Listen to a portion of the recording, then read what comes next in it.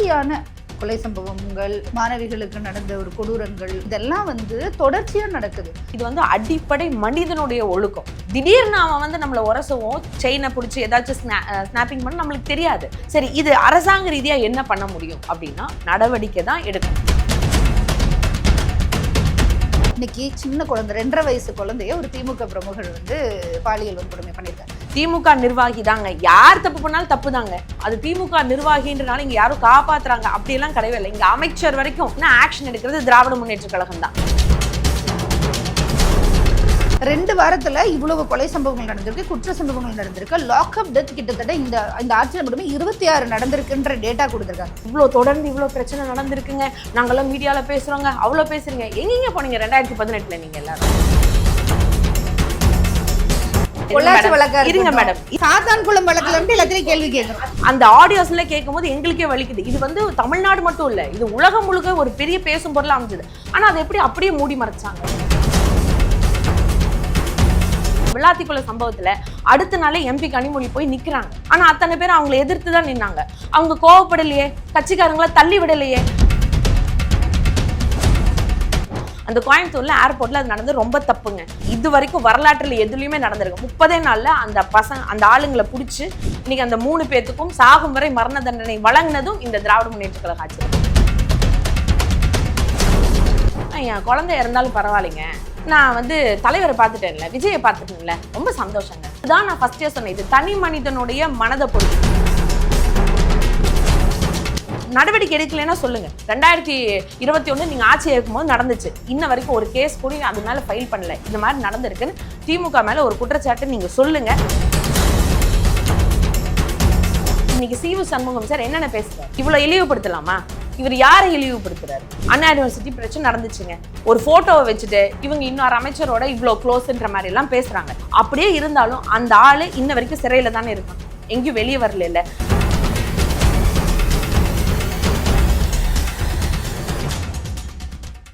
வணக்கம் மேம். வணக்கங்க. என்கிட்ட இருந்து வர டைரக்டான கேள்விகளா இருக்கிறது என்ன அப்படின்னா, நான் எல்லா கட்சிகளையும் ஒரே விதமா பாக்குறேன். அப்படி இருக்க பட்சத்துல இன்னைக்கு இந்த 5 ஆண்டுகள்ல நடந்திருக்கக்கூடிய பல கேஸ்கள் ரொம்ப நடுக்கத்தை ஏற்படுத்துது அப்படின்றத நான் வெளிப்படையாவே சொல்றேன். அதுல இன்னும் இந்த கடந்த 2-3 வாரங்கள்ல தொடர்ச்சியான கொலை சம்பவங்கள், இல்லை ஒரு மாணவிகளுக்கு நடந்த ஒரு கொடூரங்கள், சின்ன பிள்ளைங்களை ரேப் பண்ற விஷயங்கள், இதெல்லாம் தொடர்ச்சியா நடக்குது.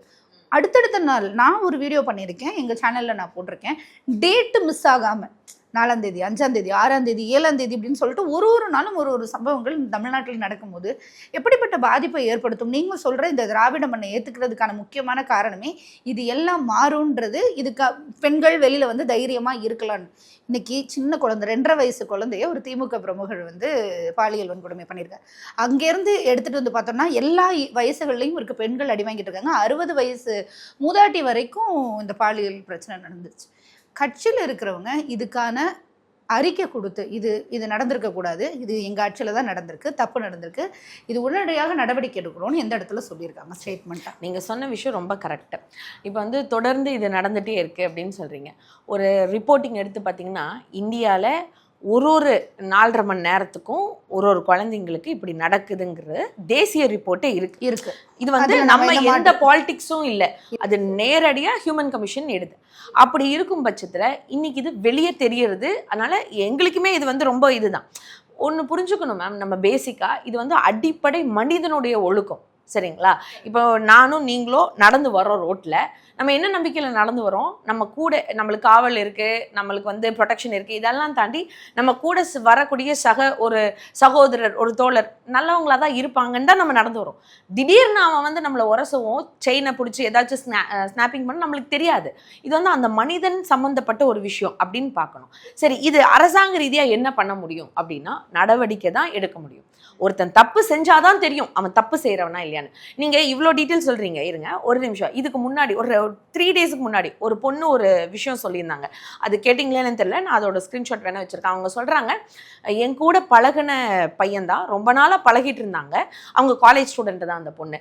ஸோ ரொம்ப நாளா பழகிட்டு இருந்தாங்க. திடீர்னு எனக்கு அவங்க வந்து ஒரு டிஸ்கம்ஃபர்ட் கொடுக்குறாங்க, பாலியல் ரீதியா எனக்கு இது பண்றாங்க. ஆனா நாங்க நினைச்சே பார்க்கல, அவனை பத்தி நான் இன்னைக்கு கம்ப்ளைண்ட் கொடுக்க போயிருக்கேன்னு சொல்லி ஒரு நியூஸ் வருது. தமிழ்நாட்டில் நடந்தது தான். அப்ப நான் என்ன கேட்கிறேன், இது யாருக்குமே தெரியாத ஒரு விஷயம். ஸோ ஆனால் அது நடக்கும்போது நம்ம எந்த விதத்தில் ஆக்ஷன் உடனே எடுக்கிறோம் அப்படின்னு பார்க்கணும். இப்போ நீங்கள் அந்த 2.5 years அந்த சொன்னீங்க, எனக்கும் ஒரு பெண் குழந்தை இருக்குது, எவ்வளோ வலிக்குன்றது எனக்கும் தெரியும். பட் அந்த ஹிஸ்ட்ரி எடுத்து நம்ம ஃபுல்லாக படித்து பார்க்கணும். திமுக நிர்வாகி தாங்க, யார் தப்பு பண்ணாலும் தப்பு தாங்க. எந்த ஒரு ஆண் தப்பு பண்ணாலும் ஒரு பொண்ணுக்கு நேர்ந்ததுக்கு யாரும் கைமாறலாம் சொல்ல முடியாது. அவனுக்கு எவ்வளோ பெரிய தண்டனை கொடுக்கணுமோ, நம்மளுடைய அரசாங்கத்துக்கு உட்பட்டு என்ன உச்சபட்ச தண்டனை கொடுக்கணுமோ அதை கொடுத்து தான் ஆகணும். ஆனால் அந்த கேஸ் எப்போ நடக்குது? டிசம்பர் மாதம் நடக்குது. அப்போ நடக்கும்போது அந்த குழந்தை ஏதோ இறந்துருச்சுன்னு தான் அந்த கேஸை க்ளோஸ் பண்ணியிருக்காங்க. அதுக்கப்புறம் 3 மாதம் இன்வெஸ்டிகேஷன் நடத்துகிறாங்க. இன்வெஸ்டிகேஷனில் பிப்ரவரி மாதம் தான் தெரிய வருது, இந்த மாதிரி ஒரு ஆள், அந்த அம்மாவும் அவங்க ஹஸ்பண்ட் கிட்ட சண்டை பிடிச்சிட்டு இங்கே வந்துட்டாங்க, இந்த ஆள்னால தான் இந்த மாதிரி நடந்திருக்கு. அது உள்ள போய் பார்த்தா அது வேற மாதிரி, அது உண்மையா போய் அதை பத்தி நம்ம பேச வேணாம். ஆனா அந்த ஆளுக்கு இன்னைக்கு அந்த எனக்கு தெரிஞ்சு பிப்ரவரி 25 நினைக்கிறேன், அவங்களுக்கு தீர்ப்பு வழங்கும் போது சொன்னாங்க அதை போக்சோ சட்டமா மாத்தி அந்த ஆள் சாகும் வரை, இல்லைனா அவருக்கு மரண தண்டனையோ இல்லை சாகும் வரை ஆயுள் தண்டனையோ வழங்கப்படுங்கிற அந்த ஒரு தீர்ப்பு இன்னைக்கு கொடுக்கப்பட்டிருக்கு. அது யாரா இருந்தாலும் நம்ம பண்ணிதாகணும். அது திமுக நிர்வாகின்றனால இங்க யாரும் காப்பாத்துறாங்க அப்படியெல்லாம் கிடையவே இல்லை. இங்க அமைச்சர் வரைக்கும் நீங்க அவதூறு பேசுனீங்கன்னா ஆக்ஷன் எடுக்கிறது திராவிட முன்னேற்ற கழகம் தான். அது யாரா இருந்தாலும் சரி, சாதாரண ஒரு தொண்டர்ல இருந்து அது வரைக்கும். இன்னைக்கு வந்து ஒரு 70 வயது மூதாட்டிக்கு அப்படி நடந்திருக்குன்னா அது தெரிய வருது. தெரிய வரும்போது அங்க ஆக்ஷன் எடுக்கலைன்னா கேளுங்க. நான் என்ன கேட்குறேன், இப்போ உடனே வந்து எல்லாரும் சொல்றது, நீங்க மணிப்பூருக்கு போறீங்க, நீங்க வந்து யூபிக்கு போறீங்க, பீகாருக்கு போறீங்க, ஏங்க அவங்க தானே இங்க வந்து நாளைக்கு ஆட்சி அமைக்கிறேன்னு சொல்லி கேட்குறாங்க. நீங்க நிதர்சனமா ஒரு விஷயம் புரிஞ்சுக்கோங்க. நாங்க ஏன் மணிப்பூர், பீகார், யூபி சொல்றோம்னா அங்க அவங்க ஆட்சியில் இருக்காங்க, பிஜேபி ஆட்சியில் இருக்கு. இப்ப அவங்க வந்து திரும்ப தமிழ்நாட்டுல எதிர்கட்சியா வந்து ஓட்டு கேட்கறாங்க மக்கள் கிட்ட. அப்ப நாங்க அவங்களை விமர்சிச்சுதான் தீர்வோம். அது எங்களுக்கான உரிமை. அப்போ மணிப்பூர்ல இப்ப 2வது டைம் எரிய ஆரம்பிச்சிருக்கு. அதெல்லாம் நியூஸ் பார்த்துருப்போம். அப்போ இந்த 2 டைம் ஒரு பெண்ணை நிர்வாணப்படுத்தி அத்தனை பேரும் அங்கிருந்த அத்தனை ஆளுங்களும் இப்படி போகும்போது அது இது வரைக்கும் போய் பிரதமர் பார்த்தாரா? அங்கிருந்த முதல்வர் ஏதாச்சும் அதை பத்தி பேசினாரா? அங்க அவங்களுக்கு இத்தனை ஆக்ஷன் எடுக்கப்பட்டுச்சு, ஏதாச்சும் சொல்லப்பட்டுச்சா? இல்ல. டெல்லி சந்தர்மந்தில் அதாவது என்ன சொல்றது, தங்க மங்கைகள்னு சொல்லக்கூடிய அந்த பெண்கள், பெண் வீராங்கனைகள், அந்த மல்யுத்த வீராங்கனைகள் அவ்வளோ போராடினாங்க. அவங்களுக்கு என்ன ரிசல்ட் கிடைச்சது? பில்கிஸ் பானு வழக்குல என்ன நடந்துச்சு? இப்ப இந்த மாதிரி தமிழ்நாட்டுல நீங்க கோட் பண்ணி காமிங்க. இப்ப நான் ஒண்ணு கேட்கிறேன், நீங்க கேட்ட கேள்வியில இருந்து நான் கேட்கிறேன். மணிப்பூர்ல வந்து போய் பிஎம் பார்த்தாரா, அங்க இருக்கக்கூடிய முதல்வர் வந்து இதை பத்தி ஏதாவது பேசினாரா அப்படின்னு ஒரு கேள்வி வைக்கணும். அது ரொம்ப சரியான கேள்வி. ஏன்னா அது வந்து கடந்து போற விஷயம் கிடையாது. மணிப்பூர்ல நடந்தது அவ்வளவு வேதனைக்குரிய ஒரு விஷயம். எந்த பெண்ணுக்குமே நடக்கக்கூடாது, பெண்ணுக்குன்னு இல்லை ஆணுக்கும் கூட இந்த மாதிரியான விஷயங்கள் நடக்கக்கூடாதுன்னு நம்ம நினைக்கிறோம். இங்க இருக்க தமிழக முதல்வர் வாயை திறந்தாரா இந்த கேசுகள்லாம் நடந்துட்டு இருக்கும் போது? இது வாயை திறக்கிறாரு இல்லைங்கிறது அடுத்த விஷயங்க. நான் ரொம்ப ஜென்யூனா உங்ககிட்ட கேக்குறேன். 2 வாரத்துல இவ்வளவு கொலை சம்பவங்கள் நடந்திருக்கு, குற்ற சம்பவங்கள் நடந்திருக்கு, லாக்அப் டெத் கிட்டத்தட்ட இந்த ஆட்சியில் மட்டுமே 26 நடந்திருக்குன்ற டேட்டா கொடுத்துருக்காங்க. நான் என்ன கேட்கிறேன், எதுவுமே சொல்ல வேணாம், நான் உங்க பார்வையிலே விடுறேன். இதுக்கான ஆக்ஷன்ஸ் எடுக்கப்படுது. இந்த சம்பவங்கள் என் காதுக்கும் வந்திருக்கு, இதுக்கு நான் பொறுப்பேற்றுக்கிறேன். இது நடக்காம இருக்க குற்ற சம்பவங்களை குறைக்க என்ன வழின்னு பாக்குறேன். நீங்க சொன்ன இதே தனிமனித ஒழுக்கமும் இதுல தேவைப்படுதுன்னு எங்கேயாவது ஒரு இடத்துல அறிக்கை சொல்லியிருக்காரா? எல்லா இடத்துலயும் இல்ல அஜித்குமார் வழக்குல பேசலையா? முதல்வர் பேசினாரா பேசலையா? நான் திரும்பவும் சொல்றேன், முதல்வர் போகலன்ற ஒரு எனக்கு ஒரு விஷயம் புரியல. ஒரு சாதாரண ஒரு இத்தினூண்டு ஒரு லெட்டர் பேட் கட்சி ஒரு ஆரம்பிச்சா கூட அதை விமர்சனம் பண்ணி மீடியாஸ் எல்லாம் இவ்வளவு பேசும்போது நாங்களும் அதை கேட்கலாம் இல்லைங்களா? இன்னைக்கு லா அண்ட் ஆர்டர் யாரு கண்ட்ரோல்ல இருக்கு? முதல்வர் கண்ட்ரோல்ல தான் இருக்கு. தமிழ்நாட்டு முதல்வர் கண்ட்ரோல்ல தான் இருக்கு. இன்னைக்கு ஒரு சில விஷயம், இப்போ நீங்க இவ்வளோ பேசுறீங்க, இன்னைக்கு இவ்வளோ தொடர்ந்து இவ்வளோ பிரச்சனை நடந்திருக்குங்க, நாங்கெல்லாம் மீடியால பேசுறோங்க, அவ்வளோ பேசுறீங்க. எங்கெங்க போனீங்க 2018 நீங்க எல்லாரும்? பேசணுமே. பொள்ளாச்சியில நீங்க பேசணும்னு மட்டும் அசால்ட்டா சொல்லாதீங்க. அசால்ட்டால இப்படி பேசல. இன்னைக்கு நடக்கிறத விட வீரியம் அதிகமாவே பேசணும். பொள்ளாச்சி வழக்க சாதாரணமா இங்க இருக்க ஊடகங்கள் எத்தனை நாள் கழிச்சு ஆக்ஷன் எடுத்தாங்க சொல்லுங்க. அதோட விமர்சனம் சொல்லுங்க. அதோட விமர்சனங்கள் வைக்கிறோம். அந்த ஆட்சியில இருந்ததையும் கேள்வி கேக்குறோம். தூத்துக்குடி துப்பாக்கி சூடு அதுக்கும் இருங்க. பொள்ளாச்சி வழக்க இருங்க மேடம், இருங்க. நான் சொல்றேன் அதுக்கும் இதுக்கும் சேர்த்து சொல்லுங்க எங்களுக்கு. இப்போ 2018 அந்த விஷயம் வந்து உங்களுக்கு நடக்குது. கிட்டத்தட்ட 100க்கும் மேற்பட்ட பெண்கள் அதுல பாதிக்கப்படுறாங்க. ஆமா ஆமா. அவங்க எத்தனை பேர் வெளியே வந்து சொல்லியிருப்பாங்கன்னு நினைக்கிறீங்க? அன்னைக்கு ஏன் சொல்லாம போனாங்கன்னு நினைக்கிறீங்க? அதுல எத்தனை நிறைய பிரச்சனை அழுத்தங்கள் இருக்கும்? இருக்கு, நிறைய இருக்கும் மிரட்டல்கள் இல்லையா? இருக்கு. ஏன் இல்லைன்னு அந்த 2020க்குள்ள அத கஷ்டப்பட்டு நாங்கெல்லாம் களத்துக்கு போய் போராடக்கு நின்னோம். எங்களை அந்த இடத்துக்கு அனுமதிக்கல. நீங்க போராட்டம் பண்றதுக்கு கூட எங்களுக்கு அனுமதி கொடுக்கல. நாங்கெல்லாம் ஒரு ஸ்டேஜ்ல அப்படியே ஸ்டாப் ஆகி நின்னுறோம். நாங்க போய் கேட்க கூட முடியல. அந்த ஆடியோஸ்ல கேட்கும் போது எங்களுக்கே வலிக்குது. இது வந்து தமிழ்நாடு மட்டும் இல்ல, இது உலகம் முழுக்க ஒரு பெரிய பேசும் பொருளா அமைஞ்சது. ஆனா அதை எப்படி அப்படியே மூடி மறைச்சாங்க? யோசிச்சு பாருங்க. அங்க வந்து பிரச்சாரத்துக்கு வரும்போதே தளபதி சொன்ன ஒரு விஷயம், எங்களுடைய முதல்வர் சொன்ன ஒரு விஷயம் வந்து என்னன்னா, நான் ஆட்சிக்கு வந்தேன்னா இதற்கான ஒரு நடவடிக்கை எடுத்து தரப்படும், இதற்கான ஒரு இது பண்ணணும். இது வந்து முதல்வர் மட்டும் தான் பண்ணாருன்னு கிரெடிட் எடுத்துக்க முடியாது. அது நீங்க ஒத்துக்குவீங்களா? திராவிட முன்னேற்ற கழக அரசு இன்னைக்கு நாங்க வந்து தீர்ப்பு வாங்கி கொடுத்துட்டோம் பொள்ளாச்சி வழக்குன்னா ஒத்துக்கிறாங்களா? அப்படியெல்லாம் நாங்க ஒத்துக்க மாட்டோம். அன்னைக்கு எங்க எடப்பாடியார் போட்டாரு, கேஸ் போட்டாரு, இதை பண்ணாரு, அதை பண்ணாரு, ஏன் காவல்துறை வேலை செய்யல, அது வேலை செய்யல. ஏங்க எனக்கு ஒரு விஷயம் புரியல. ஒரு முதல்வர், அவருக்கு இந்த ஒரு இஷ்யூ மட்டும் இல்லை, நிறைய பிரச்சனை இருந்துட்டு தான் இருக்கு. இன்னைக்கு நீங்க இந்த ஒரு விஷயத்துக்கு அந்த ஆக்ஷன் எடுக்கலைன்னா உடனே அங்க போய் இப்ப விளாத்திக்குள்ள சம்பவத்துல அடுத்த நாளே எம்பி கனிமொழி போய் நிக்கிறாங்க, அங்க பேசுறாங்க. ரொம்ப அந்த அத்தனை பேரும் அவங்களையும் தான், அவங்களும் ஒரு பெண் தாங்க, ஆனா அத்தனை பேரும் அவங்களை எதிர்த்து தான் நின்னாங்க. அவங்க கோவப்படலையே, கட்சிக்காரங்களை தள்ளி விடலையே, நீங்க தொடக்கூடாதுன்னு அவர் எங்கேயோ போய் ஏதோ ஒரு பஸ் மேல ஏறி நிக்கலையே, அவங்க களத்தில் நின்று அவ்வளவு பொறுமையா ஆன்சர் பண்ணாங்க. ஆமா நாங்க ஏத்துக்கிறோம், எங்க மேலதான், நாங்க என்ன பண்றதுன்னு நாங்க பாக்குறோம், இதை வந்து முழு ஆக்ஷன் இதுக்காக தனிப்படை அமைக்க. இந்த மாதிரி ஒரு ஆன்சர் பண்ணது யார் பண்ணிருக்கா இதுக்கு முன்னாடி? மேடம் நீங்க வந்து சொல்றது எனக்கு புரியுது. ஒரு பெண்ணா நானும் ஒரு உணர்றேன். இது அழுத்தத்தின் காரணலையோ இல்ல ஒரு கட்சியை நாங்க வந்து பாயிண்ட் பண்ணி பேசணும்ன்ற இடத்துல இருந்து மீடியால இருந்து நான் இதை கேட்கல. நான் ஆரம்பிக்கும் போது இது ஒரு சொன்னேன், தனிப்பட்ட ஒரு ஃபீமேலா எனக்கு இங்க இருக்கக்கூடிய அச்சமும் அதே மாதிரிதான் உங்களை மாதிரிதான் எனக்கும். நானும் ஒரு பெண், எனக்கு ஒரு பெண் குழந்தை இருக்குன்றத கூட இன்சிஸ்ட் பண்ணி சொன்னேன். ஆனா இது வந்து இப்போ நீங்க இவ்வளவு பேசுறீங்க, 41 பேர் இறந்ததுல ஒரு அம்மா வந்து சொல்லுது, அவங்க அந்த பொண்ணு குழந்தைதான், பெண் குழந்தை இறந்துருச்சு. அந்த அம்மா என்ன பதில் சொல்லுது? என் குழந்தை இறந்தாலும் பரவாயில்லைங்க, நான் வந்து தலைவரை பார்த்துட்டேன்ல, விஜயை பார்த்துட்டேன்ல, ரொம்ப சந்தோஷம். அதெல்லாம் ஏத்துக்கதான் முடியாது. இப்போ யோசிச்சு பாருங்க, அது மக்களினுடைய மனநிலையை பொறுத்து. இதுதான் நான் ஃபர்ஸ்டே சொன்னேன், இது தனி மனிதனுடைய மனதை பொறுத்து. அந்த விழாத்திக்குள்ள சம்பவம்லாம் பார்க்கும்போது எங்களுக்கே இருகொலையே நடுங்குங்க. அந்த பொண்ணுக்கெல்லாம் நடந்ததெல்லாம் நம்மளாம் நினைச்சு கூடி பார்க்க முடியாது. அந்த அம்மா வந்து அவங்க அம்மாவும் அப்பாவும் பேசும்போது சொல்றாங்க, எங்களை கொஞ்சம் ஃப்ரீயா விடுறீங்களா, என் பொண்ணு இறந்ததுலயே வந்து நாங்க இவ்வளவு இழந்து நிக்கிறோம். அப்போ அதெல்லாம் பார்க்கும்போது ரொம்ப ஆதங்கமாக தாங்க இருக்கு. இதுக்கு வந்து எவன் அதை செஞ்சானோ அவன் முன்னாடி வந்து நின்னா என்ன பண்ணணும் அப்படி, நான் இந்த மாதிரி வார்த்தைகள் பயன்படுத்த மாட்டேன். ஆனால் அந்த பொண்ணுனுடைய அந்த நிலைமை அவங்க பண்ணதெல்லாம் பார்க்கும்போது ரொம்ப கஷ்டமாக தான் இருக்கு. இதே உணர்வு கண்டிப்பாக அதை சீரியஸாக உட்காந்து கவனிக்கும் போது ஒரு முதல்வர்ன்ட்டு இல்லை, அவருக்கும் ஒரு பொண்ணு இருக்கு, முதல்வர் தமிழ்நாட்டு முதல்வருக்கும் ஒரு பொண்ணு இருக்கு, அவர் அந்த ஸ்தானத்துல இருந்து தான் பார்ப்பார். அப்படி இல்லாம பெண்களுக்கான இவ்வளோ திட்டங்களை வந்து சும்மா வந்து நேம் ஷேக்காக பண்ணி அப்படியே நேம் ஷேக்காக பண்ணாலும் இவ்வளோ தூரம் அந்த திட்டங்களை கொண்டு வர முடியாது. நீங்க சொல்ற விஷயம் உண்மையானது. ஆனா அதுல இன்னொரு விஷயம், நான் இது வந்து ஆட்சிக்காக அப்படின்னு நான் சொல்லலைங்க, ஆனா ஒரு சில டேட்டாஸ் நான் கேட்கணும் இல்லையா, அதுக்காக. இப்ப 2014 இங்க நுங்கம்பாக்கத்துல சுவாதி கொலை வழக்கு நடந்துச்சு இல்லையா, அதுக்காக அந்த நேரத்தில் எடுக்கப்பட்ட ஆக்ஷன்ஸ் என்ன, அது எத்தனை நாள் போச்சு? அதுக்கப்புறம் அந்த பெண்ணை யார் அப்படி பண்ணாங்களோ கேட்டா அதை காதல்னாங்க, அதை அப்படி மாத்தினாங்க, இதை அந்த பையனும் சேர்ந்து இறந்துட்டானே, அந்த கோர்ஸே முடிஞ்சிருச்சு, அந்த அந்த அந்த கேஸே க்ளோஸ் பண்ணிட்டாங்களே, என்ன நடந்துச்சுன்னு இது வரைக்கும் யாருக்காச்சும் தெரிஞ்சுதா? அது நீங்க எவ்வளோ நேக்கா அதை க்ளோஸ் பண்ணாங்க பாருங்க. அதே மாதிரி 2017 ஹாசினி, இந்த 7 வயசு குழந்தை தானே, அதையும் யாருனாலையும் மறக்க முடியாது. இது வந்து நான் சொல்றது அந்தந்த வருஷத்துக்கு ஒரு எவிடென்ட் தான் நான் உங்ககிட்ட காமிக்கிறேன். இதே கோயம்புத்தூர்லிங்க ஏர்போர்ட்ல அந்த சம்பவம் நடந்துச்சு, புரிஞ்சுதுங்களா? நான் அதே கம்பேரிசன், இந்த பொள்ளாச்சிக்கும் இதுக்குமான கம்பேரிசன் தான் வரேன். அந்த கோயம்புத்தூர்ல ஏர்போர்ட்ல அது நடந்து ரொம்ப தப்புங்க. அப்படி வந்து யாரும் அந்த டைம் நாங்களே திமுக நிர்வாகிகள் நாங்களே கேட்டோம், போலீஸ்காரங்க வந்து ஒரு சில விஷயம் சொன்னாங்க இல்லையா, அங்க வந்து நீங்க எப்படி இந்த நேரத்துக்கு இங்க வரலாம்னு சொல்லி கேட்கும்போது நாங்க எல்லாருமே, அதாவது மகளிர் அணி சார்ந்தவங்க எல்லாம் கேட்டோம், நீங்க எப்படி அந்த கேள்வி கேட்கலாம், ப்ரொடெக்ஷன் கொடுக்கறது தான் உங்களோட வேலை அப்படிங்கிறது நாங்க வந்து உண்மையாலுமே கேட்டோம். அங்க எம்எல்ஏ யாரு, அந்த தொகுதிக்கு எம்எல்ஏ ஏடிஎம்கே, அவங்க வந்து நிக்கல, நின்னாங்களா இல்லையான்னு தெரியல, அவங்க சும்மா பேசுறதுக்கு தான் வந்து நின்னாங்க. பெருசா அவங்க வந்து ஒரு என்கொயரி பண்ணி முன்னாடி வந்து நின்று இது பண்ண மாதிரி தெரியல, ஏதோ ஒரு ப்ரொட்டஸ்ட் மட்டும் தான் நடத்தினாங்க. ஏங்க இது வரைக்கும் வரலாற்றில் எதுலையுமே நடந்திருக்கு. 30 நாள்ல அந்த ஆளுங்களை பிடிச்சி இன்னைக்கு அந்த 3 பேத்துக்கும் சாகும் வரை மரண தண்டனை வழங்கினதும் இந்த திராவிட முன்னேற்ற கழக ஆட்சியில தான். இன்னொன்னு ஃபோக்ஸோ அதிகமா இருக்குன்னு சொல்றாங்க.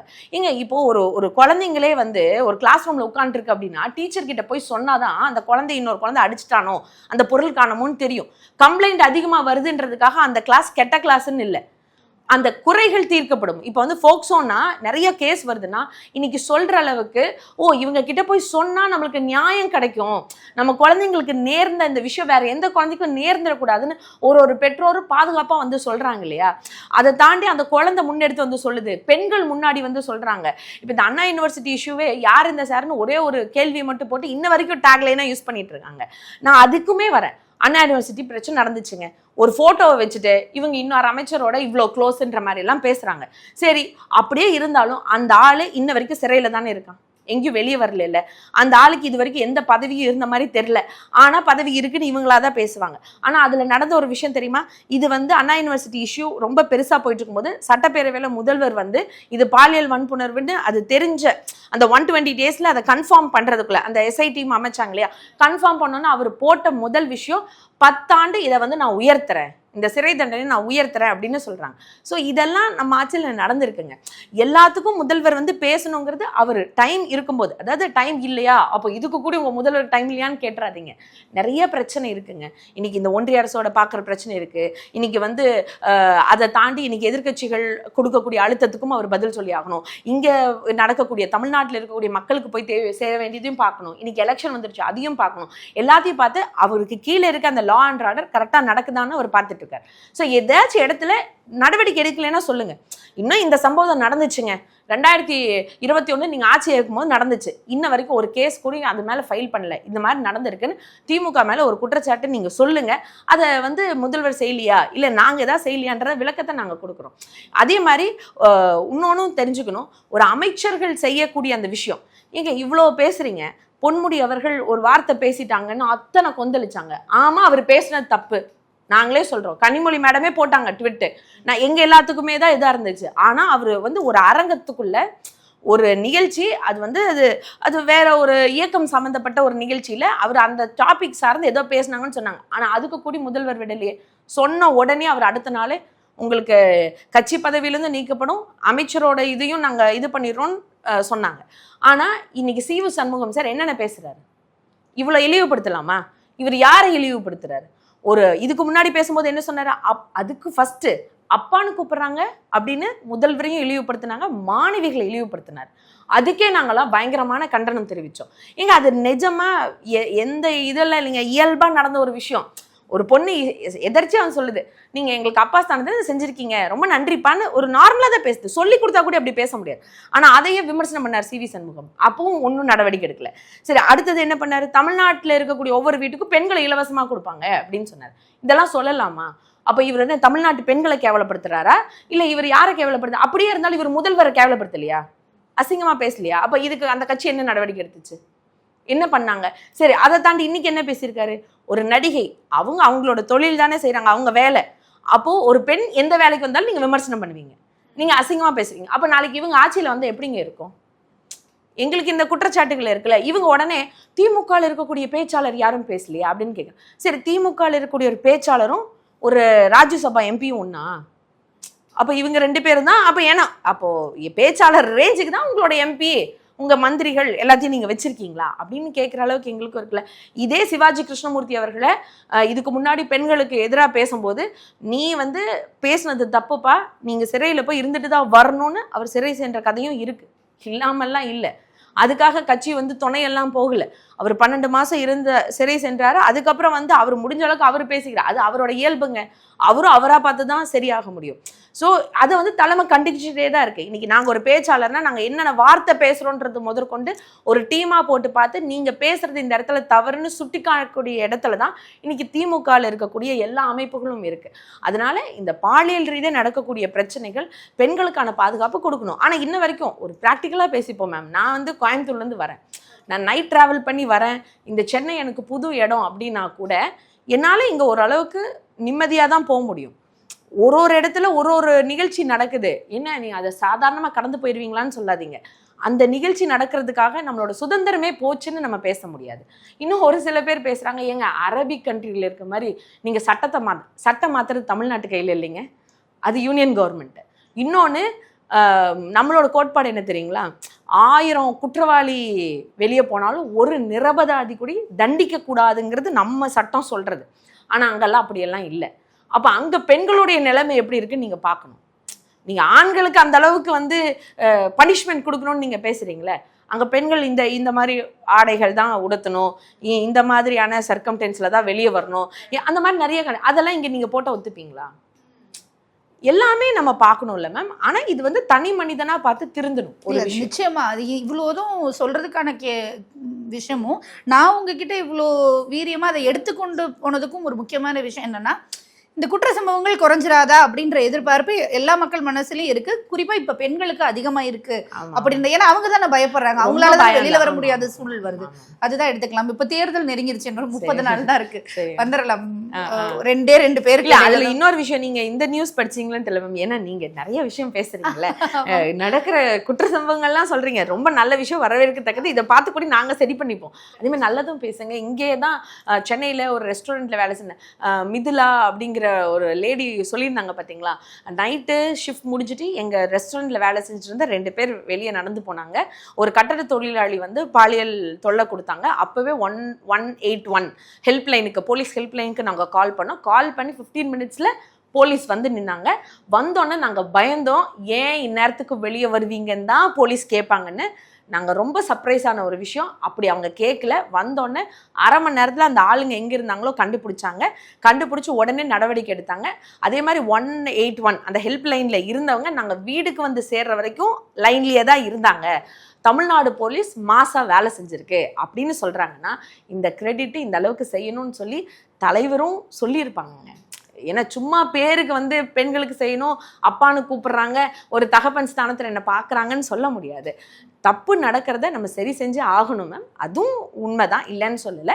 ஆனால் அது சரியாக இருக்கா, அட்லீஸ்ட் அந்த ரேஷியோனாச்சும் எல்லாரும் கம்பேர் பண்ணி பாருங்கன்னு சொல்லி மக்கள்கிட்டயும் நான் ஒரு கோரிக்கையாகவும் வைக்கிறேன். நிச்சயம் அது எனக்கு தெரிஞ்சு அலசி பார்ப்பாங்க. அலசுறதுல அவங்களுக்கு எது முன்னிலைப்படுத்துறாங்களோ படுத்துவாங்க நான் நினைக்கிறேன். ரொம்ப நன்றி. நன்றி.